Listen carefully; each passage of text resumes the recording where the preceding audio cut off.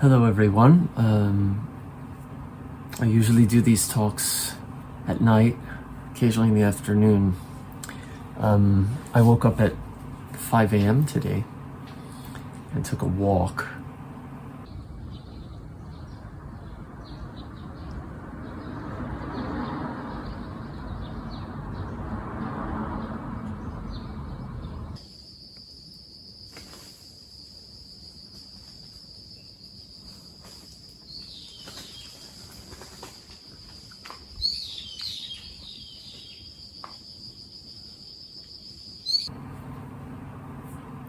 And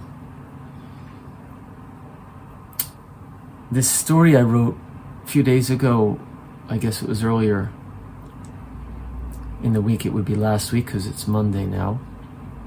And in Japan, we're now in the Obon holiday, which is the Buddhist holiday where the spirits of the dead are said to come back to visit or something like this. And so people go home to their families usually,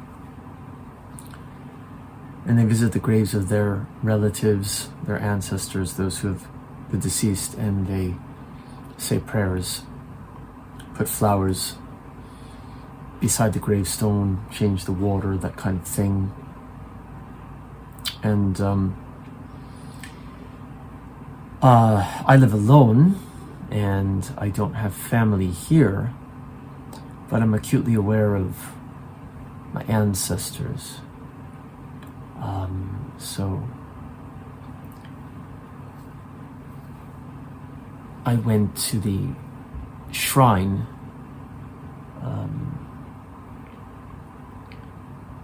and said my prayers this morning. I'm not religious with a capital R. I don't believe in this or that religion, but I am spiritual, if you will.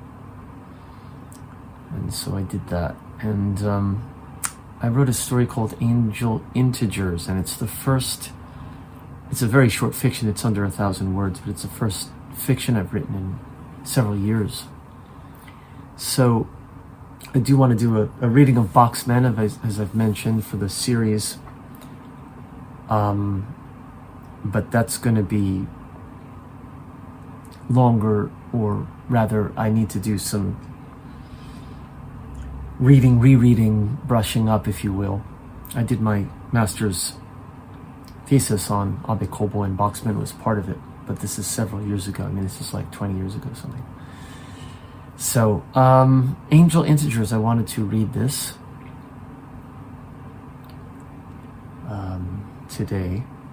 It's a brand new short story I wrote last week, so it's new, and it hasn't been published, except on my blog, which I'll include the link to that. Okay, so this is called Angel Integers,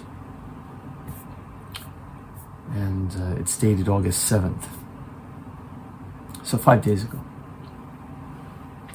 Angel Integers. Suddenly, he awoke, 3:33 a.m. Groaning slightly, he rolled over onto his side. The bed was, as always, empty, save himself, just as it had been now for 3.5 years. Every night this week, for 3 nights in a row, or should it be 3 mornings, he had woken suddenly. And every night, when he turned on the small bed light and glanced over, his digital clock read 3:33 a.m. What in the world, he wondered, could this mean? Perhaps, he told himself, it meant nothing. Absolutely nothing at all. But he had this nagging feeling inside him that there was some sort of message here, some sort of sign that he was being asked to decode. If so, though, he thought to himself, a message from whom? And also, why was he being asked to decode it? He tried to go back to sleep, closed his eyes, breathed slow and deep into the bottom of his belly. No use, useless even to try. Sleep would not come, just as it hadn't come the night before, and the night before that too. He was tired. He wanted no more than to sleep. The pattern repeating itself for 3 consecutive nights. 3:33, the clock had read. What time is it now? 3:44. Apparently, only 10 minutes had passed. It felt as if it had been much longer. Whatever, he thought to himself aloud, speaking to no one, or his words heard only by him inside his head? Had he actually aspirated them? Or only thought them to himself? Did it matter, since no one else was around to hear them anyway? If a tree falls in the forest, etc.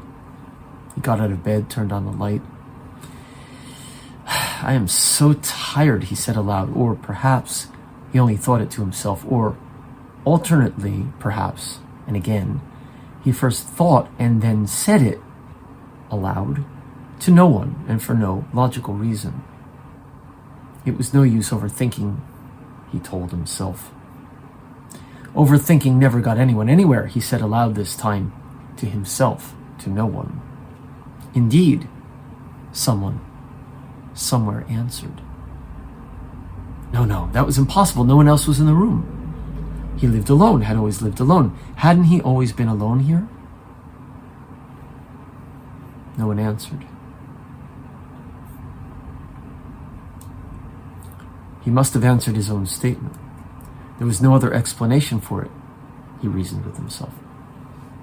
Funny that since it wasn't even a question to begin with, and so required no answer. Yet an answer, or perhaps a response at least, had come. Indeed. Just this. Indeed. 3:33 a.m. What time was it now? He glanced back at the digital clock, which was still there beside the bed on his nightstand. Why would he expect it to be anywhere else, after all? Over there, on the opposite side of the room, opposite to where he was now standing. But wait, where was he now standing? Was he even standing now? Wait a minute. No, not just for a minute. A slight sense of panic. Where was he now? And what time was it? He opened his eyes, still lying in bed. He turned on the light, glanced over at the clock. 3:33 a.m. it blinked.